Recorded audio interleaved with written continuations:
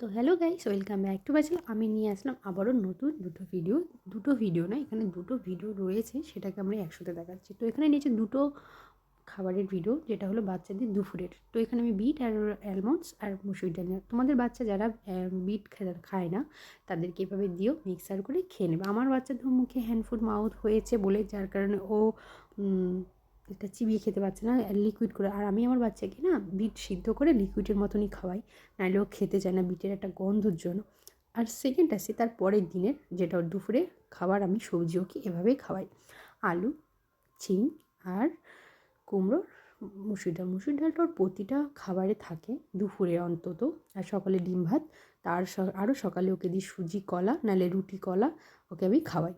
আর সন্ধেবেলা একটা আমি ঘরোয়া স্যালাড বানিয়ে, সেটাও তোমাদের সাথে শেয়ার করবো। তো এইভাবে আমি পুরো ভালো করে মাখবো না, নর্মাল, তাহলে ভালো করে না মাখলে খাবে কি।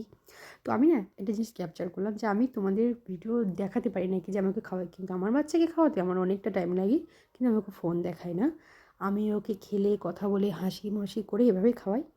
তো ভিডিওটা যদি তোমাদের ভালো লাগে অবশ্যই লাইক, কমেন্ট, শেয়ার, সাবস্ক্রাইব করো। বাই।